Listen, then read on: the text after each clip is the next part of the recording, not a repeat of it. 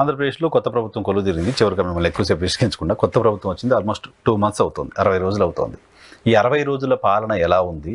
ఆంధ్రప్రదేశ్లో దాడులు, పొలిటికల్ వ్యాండెట్టా వీటిపైన మీ కమెంట్ ఏంటి? అంటే ఇప్పుడు ఒకప్పుడు తమిళనాడులో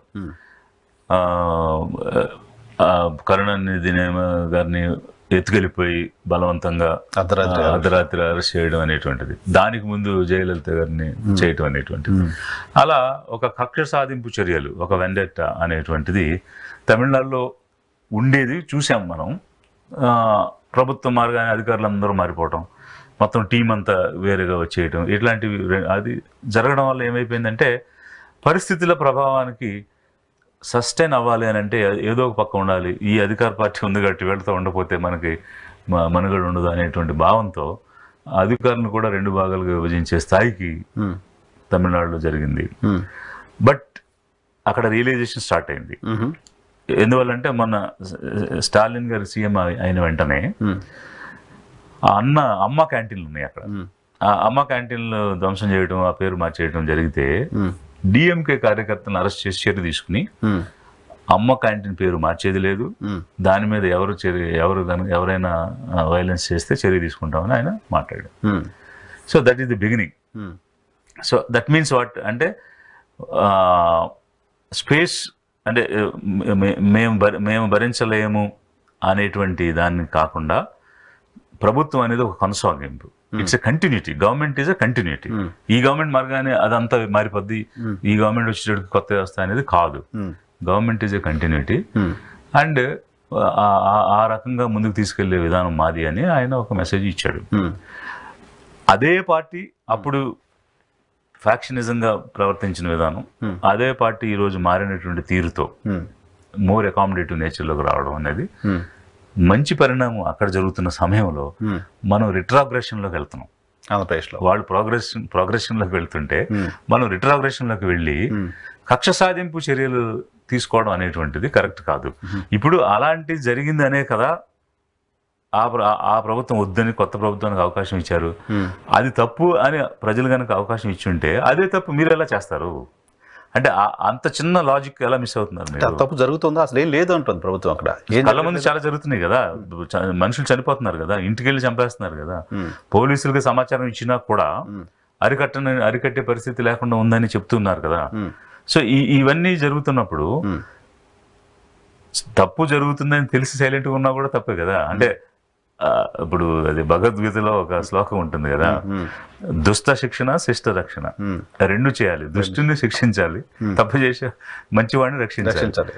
రక్షించకుండా నిశ్శబ్దంగా ఉన్నా నీ రోల్లో నువ్వు ఫెయిల్ అయినట్టే అని చెప్పాడు కదా. అవును. So that means you are failing in your role. So మన ధర్మాన్ని నిర్వర్తించడంలో నిశ్శబ్దంగా ఉన్నా కూడా ఫెయిల్ అయినట్టే, because you are suppose to protect. ఆ రక్షణ నువ్వు ఇవ్వడం లేదు అని అంటే యు ఆర్ ఫెయిలింగ్. అది ఒకవైపు. రెండవది, ఎస్పెషల్లీ ఇప్పుడున్న సీఎం గారు వయసు రీత్యా పెద్ద ఆయన, ఎంతో అనుభవం కలిగిన వ్యక్తి. వయసుని బట్టి క్షమాగుణం అనేది కూడా పెరుగుతూ ఉంటుంది. ఆ పరిస్థితిలో శాంతి భద్రతలతో ఒక సామరస్యమైనటువంటి వాతావరణంలో ప్రశాంతమైన పాలన కొనసాగిస్తారని ప్రజలు ఎక్స్పెక్ట్ చేశారు. అలా కనుక జరగలేదు అని అంటే ఈ పరిస్థితి మీకు కూడా డెఫినెట్గా ఎదురవుతుంది. అందువల్ల అది తప్పు. ఆ రకమైన ఆలోచన, ఆ ఫ్యాక్షనిజం అనేది ఒకరు చేస్తే రెండో వాళ్ళు కొనసాగించకూడదు, దాన్ని ఆపాలి. ఆపితే వాళ్ళలో కూడా రియలైజేషన్ అనేది వస్తుంది. రాజకీయ పార్టీల పరిస్థితి ఏంటంటే ఇప్పుడు ఆంధ్రప్రదేశ్లో మొన్న ఏదో కొన్ని కంపెనీస్తో చంద్రబాబు నాయుడు గారు మీటింగ్ అవుతే ఆ కంపెనీస్కి వైసీపీకి సంబంధించిన కొంతమంది ట్యాగ్ చేసి ఆంధ్రప్రదేశ్లో శాంతి భద్రతలు బాగాలేదు, ఇక్కడ రావద్దు అని చెప్పి పెట్టారు అనేది నడుస్తుంది. సో పార్టీలుగా వీళ్ళ మధ్యన ఉన్న వైరం ఆంధ్రప్రదేశ్కి వచ్చే కంపెనీలు, ఆంధ్రప్రదేశ్కి వచ్చే పెట్టుబడులు దీనిపై పడడం రాష్ట్రానికి ఏ రకంగా మంచిది? ఎందుకు రాజకీయ పార్టీ ఆంధ్రప్రదేశ్ బ్రాండ్ ఇమేజే పోతుంది. సో అది సరైన పరిణామం కాదు. అంటే అది ఎంతవరకు వాస్తవం అవాస్తవం అనేది మనం చూడాలి. ఆయన మాట్లాడేది చూసి చంద్రబాబు గారు మాట్లాడేది అదేలే. సో అది పొలిటికల్ గా విమర్శలా లేకపోతే వాస్తవం అనేది మనం చూడాల్సిన అంశం ఉంది. బట్ ఏదేమైనా అవి మన రాష్ట్రానికి సంబంధించి శుభ పరిణామాలు అయితే కాదు. ఒకవేళ అలా ఎవరైనా పనిచేయడానికి కనుక చేస్తుంటే తప్పు అలా చేయకూడదు. ఎందుకనంటే రాష్ట్రానికి వచ్చే పెట్టుబడిని అడ్డుకోవటం అనేది అభివృద్ధిని అడ్డుకోవటమే, అంతే కదా. అది ఏ పార్టీ అయినా కూడా అడ్డుకోకూడదు. ఎందువల్లంటే మనం ఎంతవరకు రాజకీయ నాయకుల్లాగానే ఉండకూడదు కదా, రాజనీతిజ్ఞులుగా ఉండాలి. సో రాజనీతిజ్ఞుడు అనేవాడు ఎప్పుడు కూడా రాష్ట్ర శ్రేయస్సు కోరుకుంటారు, రాష్ట్ర ప్రజల శ్రేయస్సు కూడా కోరుకుంటారు. ముఖ్యంగా యువతరం మంచి అవకాశాలు వచ్చి పైకి ఎదగాలని కూడా కోరుకుంటారు. అంటే ఆ మాట ఎందుకనంటే, ఒకవైపు యువతరం ఇన్ని రకాల ఎడిక్షన్స్లో లోనయ్యి ఒక శక్తి నిర్వీర్యం అయిపోతున్నప్పుడు, అయ్యో రేపటి శక్తి ఇలా అయిపోతుంది అని ఒక పెద్దగా భావించి అవన్నీ కూడా అరికట్టి వాళ్ళందరినీ సరైన మార్గంలో పెట్టించాల్సిన బాధ్యత రాష్ట్ర నాయకునికి ఉంటుంది. అప్పుడే వాళ్ళు స్టేట్స్మెన్ అవుతారు, అదర్వైజ్ పొలిటీషియన్ అవుతారు. సో వీళ్ళు ఇంకా పొలిటీషియన్స్ గానే ఉండాలి అని అనుకుంటే, వాళ్ళు చేసిన దానికి రిటాలియేషన్ వీళ్ళు చేస్తారు, వీళ్ళు చేసిన దానికి వాళ్ళు రిటాలియేషన్ చేస్తారు. సో ఈ రకమైన రిటాలియేషన్స్ మెథడ్స్ నడుస్తున్నాయి ఆంధ్రప్రదేశ్లో. పొలిటీషియన్సే ఉన్నారు, స్టేట్స్మెన్స్ లేరు.